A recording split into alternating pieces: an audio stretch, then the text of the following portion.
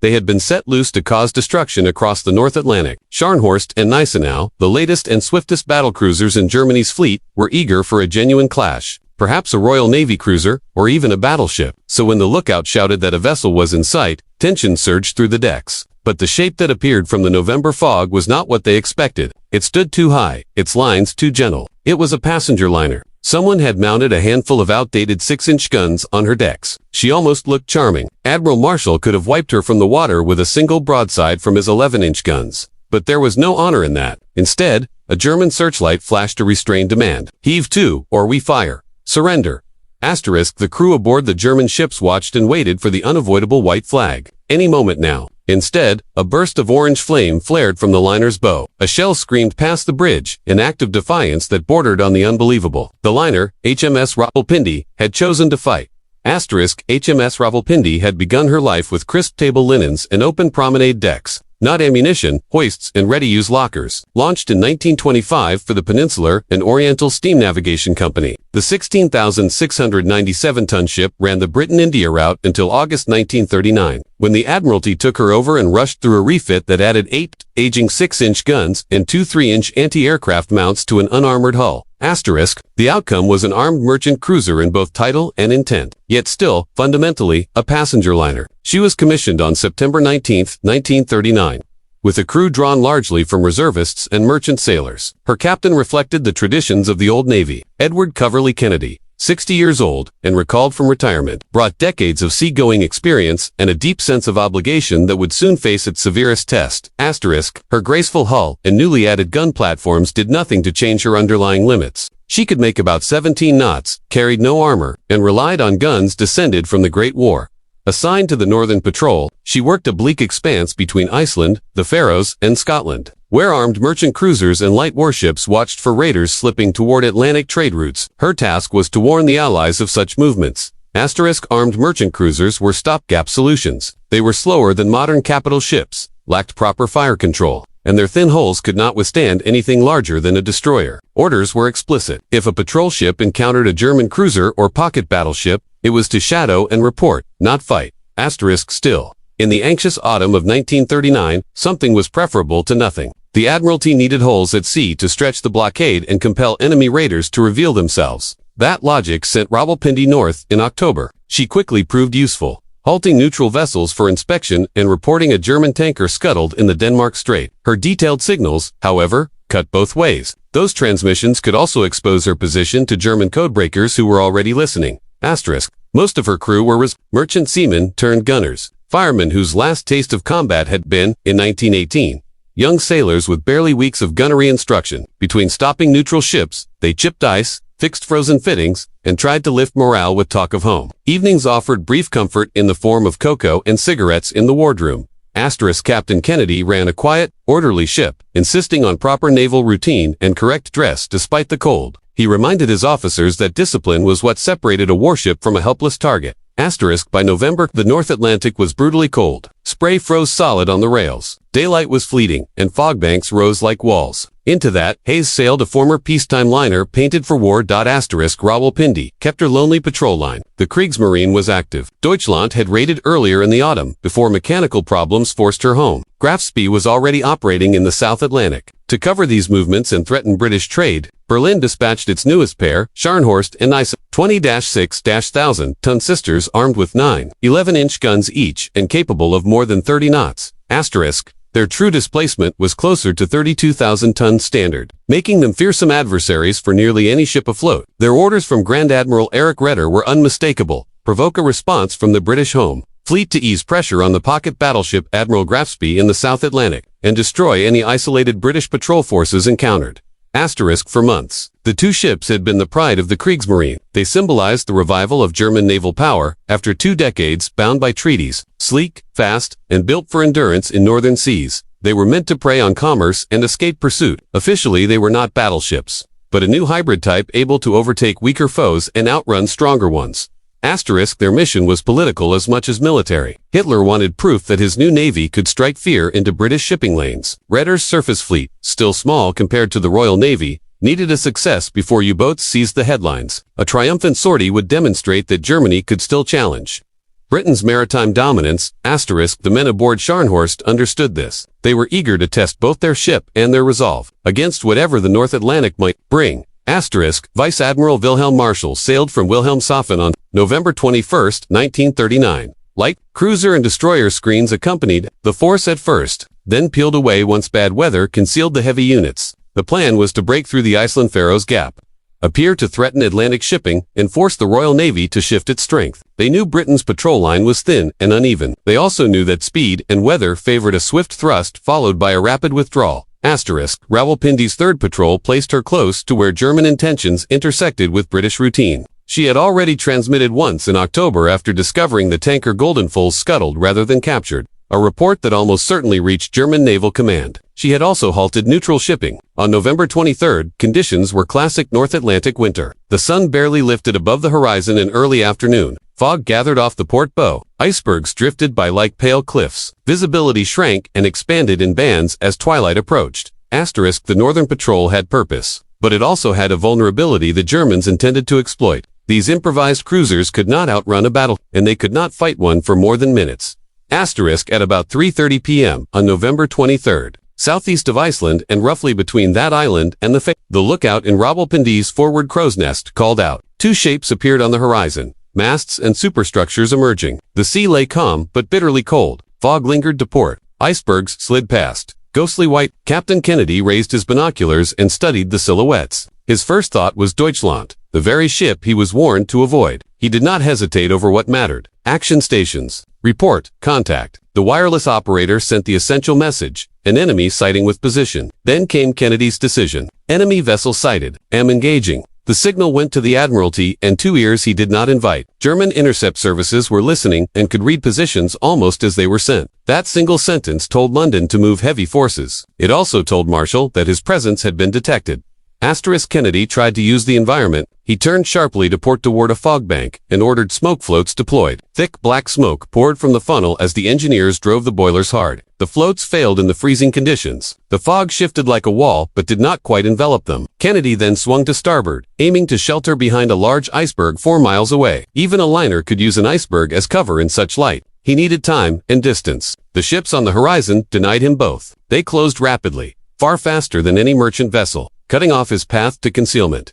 A hard beam of light flashed from the horizon. A German searchlight spelled out the order to heave to and stop transmitting. A warning shot splashed ahead, throwing up a towering column of white water that left no doubt. For a brief moment, Rawalpindi's crew wondered if a friendly cruiser had mistaken them. That hope vanished when a midshipman reported what he truly saw. Not one threat, but two. Not Deutschland, but a pair of modern battle Scharnhorst and Nice now working together and now positioned on either side. Kennedy stood on the bridge of a ship that could neither escape nor disappear. He had a duty to protect his crew, and a duty to report and resist when resistance could buy time. He rejected the order. He would keep transmitting, clear the decks, and prepare to fire. Kennedy turned to his chief engineer and spoke calmly, with a firmness that seemed almost unreal coming from a frail, elderly man. We'll fight them both. They'll sink us, and that will be that. Goodbye. He shook the engineer's hand and ordered the ship cleared for action. Despite Rawalpindi's refusal to surrender, the German ships paused, giving the vastly outmatched vessel a final chance to submit and spare the lives aboard. Even in the face of inevitable destruction, at about 3:45 p.m., Rawalpindi opened fire. Her old 6-inch guns roared at extreme range against a modern, director-controlled main battery. It should have been a purely symbolic act. Instead, the first salvo struck home. Shells burst against Scharnhorst's hull in a dramatic display of defiance. One hit landed solidly, causing splinter damage. The shell detonated on Scharnhorst's quarterdeck, tearing away a signal lamp and wounding a single German sailor. It was a pinprick to a giant, and a shock to officers who had offered surrender twice. Reports suggested that Niceno also felt near misses. On Scharnhorst, Captain Kurt Hoffmann could scarcely believe the audacity. He had signaled to save lives. And now, a civilian ship with a few guns bolted on was attempting to fight two of the most advanced warships afloat. Admiration and inevitability collided in the gunnery tower. The tiny flashes from the liner's guns looked absurd against the steel-gray horizon, like match sparks over the sea. Yet those sparks were drawing closer, and when one burst against Scharnhorst's plating, the jolt rippled through the bridge. Officers murmured in disbelief. Captain Hoffmann paused before giving the order to return fire. It was one thing to sink an opposing warship, and quite another to annihilate a relic of peacetime carrying reservists and former civilians. Some officers on the bridge even suggested holding fire a little longer, offering the British vessel one last opportunity to lower her flag. The admiral's signal ended any hesitation. War allowed no room for emotion. The action would be short, but it was meant to send a message to other Allied ships. The imbalance was unmistakable. Together, the two German battlecruisers carried 18 11-inch guns, an absurd excess when a single ship could have ripped open the liner's unarmored hull. The distance closed to roughly 4 miles, point-blank range for about. The first German salvo bracketed the target and then struck home. Massive shells crashed into the boat deck and bridge. The wireless room was shattered, severing all further communication. Kennedy survived the initial blow. Flames spread across the decks and up into the superstructure. Electrical power failed. Central command ceased to exist. Ammunition crews formed living chains, hauling 6-inch shells by hand from the magazines, while others rushed to flood compartments to stop cordite from detonating. Below decks, petty officers yanked open valves to drown a magazine before it could explode. 3 11-inch shells tore into the liner amidships, demolishing the bridge, wrecking the main wireless office, and cutting power to the gunnery control systems. Above, Chief Petty Officer Humphrey took charge of local control and kept the remaining guns firing independently. What had started as a warning to London became an act of sheer determination. The aim was no longer victory, but persistence. They would keep the guns firing, and the fires contained. They would continue shooting at an enemy that outranged and outgunned them beyond measure. More than anything, they would hold those enemy ships in place while the North Atlantic bore witness. Gneisenau maneuvered onto the opposite flank and added her own storm of steel. Rawalpindi was trapped in a lethal crossfire. A cluster of 11-inch shells wiped out the main director and forward control. One gun after another fell silent as mounts were destroyed. Still, the ship fought on. One gunner later remembered firing 3 rounds while shells struck again and again. Another survivor described a lone gunner loading and firing his 6-inch weapon by himself after his entire crew had been killed. When the gun jammed and he turned for assistance, no one remained. The lights went out. Steam and smoke choked the compartments. In the engine rooms and stokeholds, men worked until there was nothing left to save. It was a terrible sight, a liner ablaze from bow to stern, still flashing isolated gunfire, while 2 immense gray warships smashed her apart. On deck. The scenes were near apocalyptic. Cordite charges and shells were hurled overboard to prevent ignition. Kennedy moved through the ship, directing what little could still be directed without communications and with far too few men. He even attempted to rig smoke at the stern to gain a final moment of concealment. By about 4 p.m., Rawalpindi had been reduced to helplessness. She burned along her entire length. Near the aft decks, Kennedy's luck finally failed when a shell burst struck him as he organized the evacuation. The order to abandon ship was passed by shouted word of mouth. Then the magazines spoke for themselves. An 11-inch shell reached a forward magazine that had not yet been flooded. The explosion split the ship in 2. Fire and wreckage shot skyward. One gun fired a last wild round into the air, almost by instinct, and then fell silent. The battle lasted no more than 15 minutes from the first shot to destruction. Operationally, the objective had already been achieved. A contact report had been sent. 2 German capital ships had been delayed and engaged long enough to draw British forces toward the area. Tactically, it was slaughter. Strategically, it cost the Germans more than their casualty lists revealed. Their breakout had been exposed, and the home fleet was already moving. Fire drove men into the sea. Lifeboats were lowered, many dangerously overloaded. One boat carrying around 40 wounded and stunned men capsized during lowering, spilling them straight into the North Atlantic, where survival is counted in minutes. Small groups clutched at debris and anything that floated. One account tells of 4 men clinging to an overturned lifeboat, 3 slipping away, while the last pressed himself flat against the curved hull as his strength failed and the cold broke his grip. When rescuers later found him, he was frozen to the boat and had to be pried free. Scharnhorst circled for the coup de grace and then ceased fire. Old naval customs still held weight, with the enemy beaten and burning. Captain Hoffman slowed and prepared to assist survivors. Searchlights swept the black water as night fell and wind whipped spray across the sea. British voices hurled curses. German sailors called out dark jokes about the cold and promises of hot tea.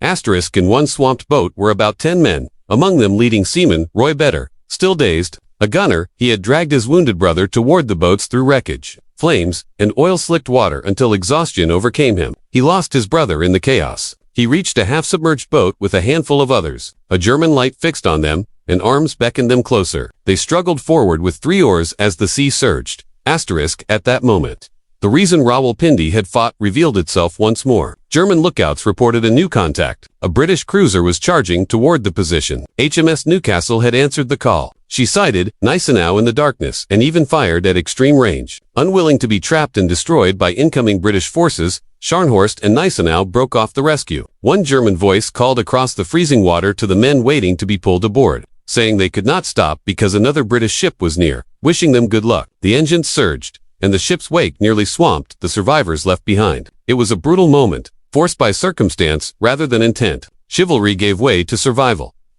British assistance arrived once the enemy had withdrawn. HMS Chitral, another armed merchant cruiser that had wisely stayed out of sight, crept in to search. She recovered Better's boat with 10 survivors and found others nearby. In total, British ships rescued 11 men from the water. The Germans had taken more before leaving. Early British reports estimated 25 to 30 rescued by the enemy. Later accounts placed the number at 37, including men like Scottish gunner Robert McBay, who would spend the war as a prisoner. Of roughly 276 to 300 aboard Rawalpindi, about 238 were lost and around 48 survived. Rawalpindi's signals set fleets in motion. Initially believing the contact to be Deutschland, Admiral Forbes cast a wide net. Battleships Nelson and Rodney, the battlecruiser Hood, and numerous cruisers and destroyers spread out to block what they thought was a dash toward the Norwegian Sea. The German heavy ships were not where the British expected. They were where Rawalpindi had seen them, already turning back for home as a squall built. Newcastle and Delhi held contact for a time, but darkness and foul weather favored escape. Without airborne radar, and with winter night closing in, the Royal Navy lost them. Scharnhorst and Gneisenau reached Germany undamaged, their sortie abandoned. This is the strategic core of the story. Rawalpindi was lost in a devastating fight that many argue should never have been fought. What she achieved was summed up later by leading seaman Better, who said simply that the sacrifice turned the raiders back. At home.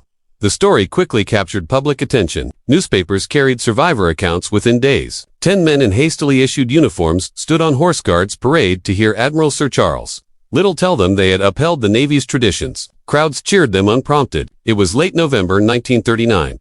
On land, the phony war felt like suspended breath. At sea, the war was already brutally real. A converted liner that stood its ground, reported contact, fired first, and fought to the end gave Britain a symbol of resolve for the dark days ahead.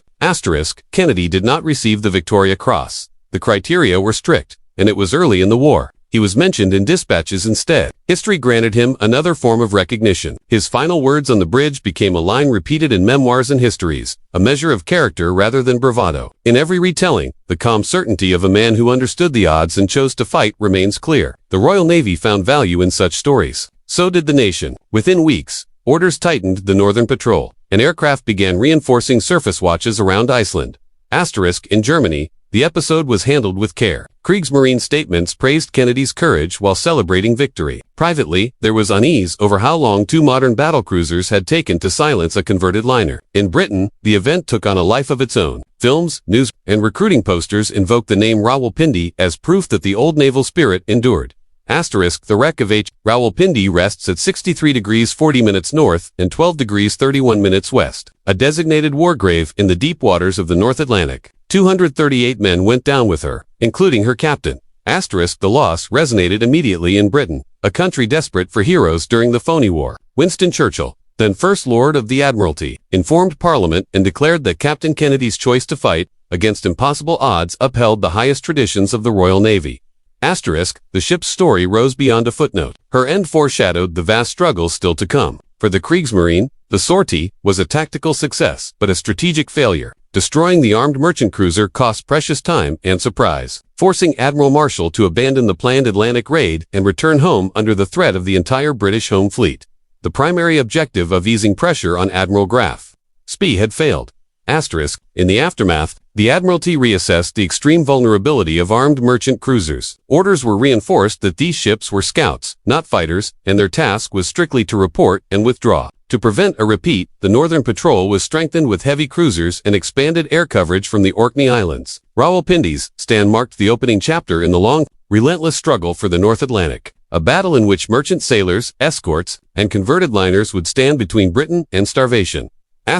Kennedy's son, Ludovic himself, a naval officer who served on destroyers during the war, later carried his father's name into public life as a noted writer and broadcaster. In his memoirs, he often returned to Rawalpindi's story, reflecting on the stark sense of duty that led his father to a decision he saw as both magnificent and